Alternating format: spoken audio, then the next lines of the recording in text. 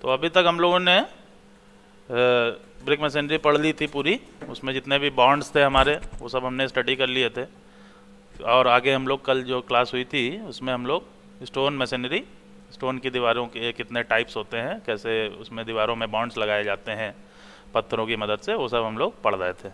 तो कल ये हमने कवर किया था आपका अनकोज्ड रैंडम रबल मशीनरी, ठीक है, जिसमें आपने हैप्पैज़ार्ड वे में देखा था कि मसाले की मदद से पत्थरों को बॉन्डर और थ्रू की मदद से आप एक बॉन्डिंग कर रहे थे, जिसमें कोई भी कोर्स नहीं हो रहा था। एट रैंडम हम लोग पत्थरों को जहाँ सेटल कर रहे थे आसानी से वहाँ पे रख के मसाले मोर्टार की मदद से बना रहे थे दीवार को, ठीक है। और डीपीसी के बारे में भी कल बताया था आपको, डैम्प प्रूफ कोर्स, ठीक है। एक लेयर प्रोवाइड की जाती है ताकि ग्राउंड सॉयल के से जो सीलन है, डैम्पनेस है, वो हमारी ऊपर ना आ पाए। नेक्स्ट इसमें आगे क्लासिफिकेशन था, नेक्स्ट क्लासिफिकेशन है built to course random rubble masonry, ठीक है। इसमें क्या है, in this type of masonry the work is रफली लेवल्ड, मतलब इसमें थोड़े से कोर्सेस बनाने की हम कोशिश करते हैं। कोर्सेस की जो थिकनेस होती है, जो लेयर होती है, वो हमारी 12 से 18 इंची थिकनेस होती है, मोटाई होती है। इस तरह से देखिए, इसमें पहले वाले फिगर और इस वाले फिगर में अंतर थोड़ा ध्यान से आप लोग देखेंगे तो आपको समझ में आएगा। पहले वाले फिगर में कोई भी कोर्स में हम लोग मेंटेन नहीं कर रहे थे, कोई भी लेयर हम लोग मेंटेन नहीं कर रहे थे, लेकिन इसमें हम लोग लेयर थोड़ी सी मेंटेन करने की कोशिश किया है। एलिवेशन वाला जो फिगर है इसमें बेटा देखो, सबसे पहले नीचे लेयर आपकी ग्राउंड लेवल है, उसके ऊपर डीपीसी है, फिर देखिए एक थोड़ी गाढ़ी पेंसिल से इसने खींचा है डायग्राम में, एक लेयर टाइप की बनी हुई है, ठीक है। फिर उसके ऊपर फिर एक लेयर टाइप की गाढ़ी पेंसिल से बनी हुई है। तो इस तरह से हम लेयर फॉर्म कर लेते हैं, जिसमें देखिए हमारा 12 से 18 इंच थिकनेस भी हो रही है और हमारे जितने भी पत्थर हैं वो एक ही लेयर में आ रहे हैं, ठीक है। तो ये आप टोटली लेयर बनाने, मतलब कोर्स हमने बनाया है। जैसे ईंटों में कोर्स हम बनाते हैं, तो ईंटों में तो इतनी थिकनेस नहीं होती है, लेकिन यहाँ पे थिकनेस हम लोग बढ़ा के काम कर रहे हैं, ठीक है।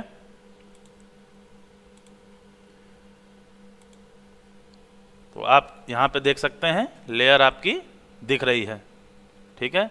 लेयर के ऊपर ये देखिए सेक्शन वाले जो फिगर है उसमें सबसे नीचे डीपीसी हो गया, फिर आपके पत्थर रखे हैं, बॉन्डर जहाँ रखा हुआ है उसके ऊपर फिर देखिए गाढ़ी पेंसिल से खींचा है तो वो एक लेयर हो गई, फिर थ्रू रखा हुआ है, ठीक है, बड़ा सा ईंटा एक बीच में रखा है, फिर उसके ऊपर दूसरी लेयर है। तो लेयर हम इसमें थोड़ी सी डिफाइन कर पाते हैं, किसमें, built to course random rubble masonry, इसीलिए इसका नाम रखा है बिल्ट टू कोर्सेज। इसका मतलब ही यही है कि हम इसमें कोर्सेज 12 से 18 इंची थिकनेस के कोर्सेज हम लोग बनाने की कोशिश करते हैं। बिल्ड टू कोर्स का यही मतलब है।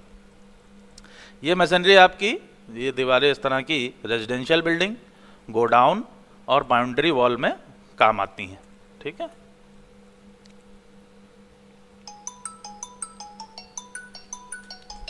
होल्ड करिए, प्रणाम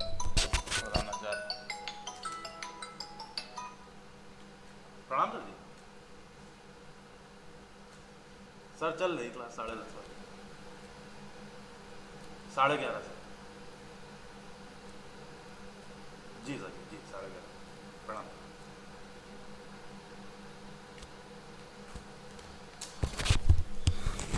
हेलो। नेक्स्ट है आपका स्क्वायर्ड रबल मशीनरी।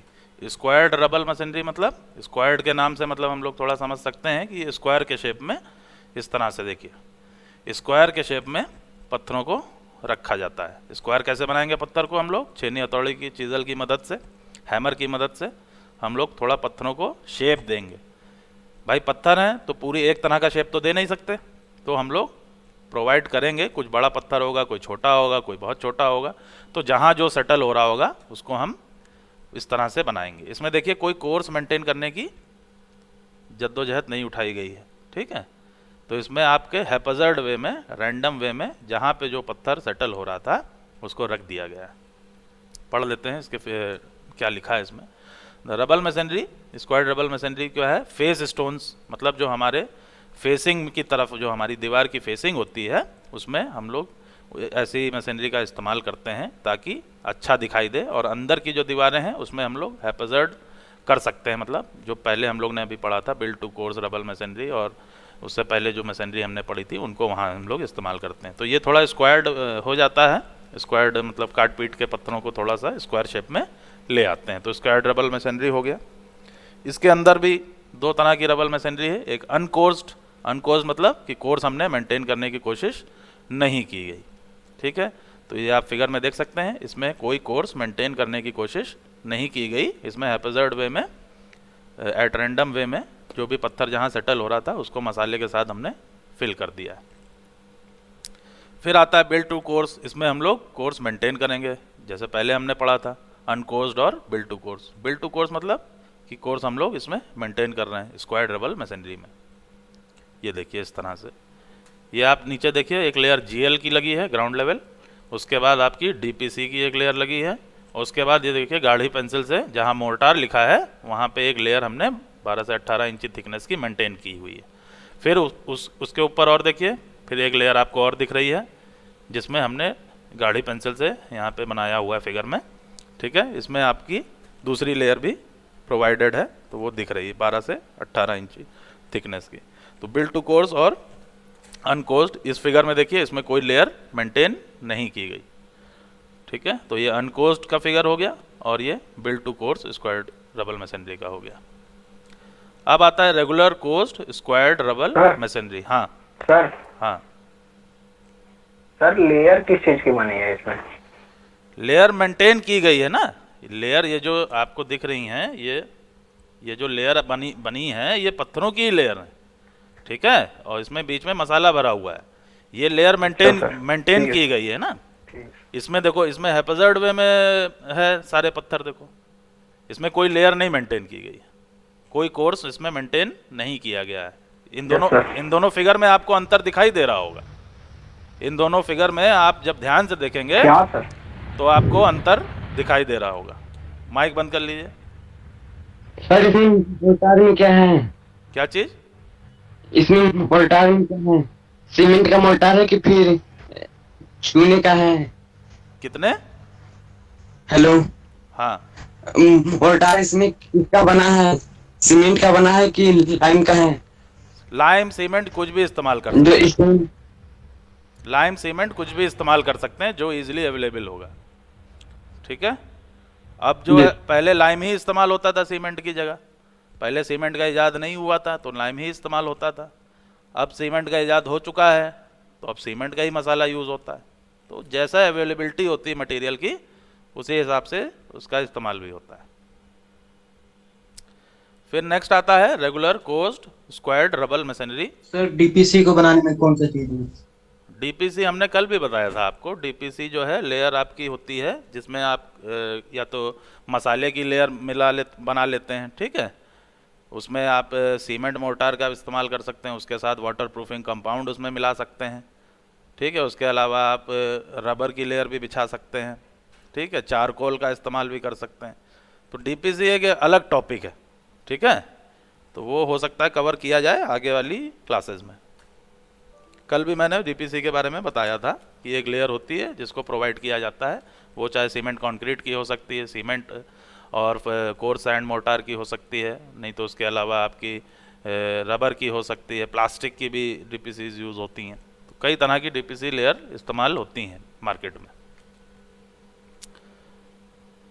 वो शायद आपके कोर्स में है कि नहीं, मैं देख के बताऊंगा आपको कि डीपीसी है कि नहीं, तो इसमें पढ़ाया जाएगा इन डिटेल डीपीसी क्या होती है और कितने तरह की डीपीसी हमारी यूज़ होती है।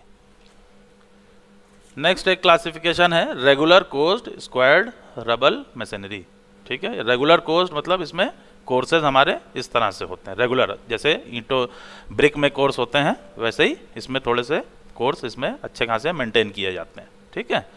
तो कुछ पत्थर इस तरह की दीवारें आप अक्सर जो है ब्रिज के नीचे देखेंगे, कोई भी ओवर ब्रिज है या फिर कोई नदी का ब्रिज है तो उसके नीचे जो दीवारें होती हैं वो ईंटों से नहीं बनाई जाती हैं, वो पत्थरों से ही बनाई जाती हैं इस तरह से।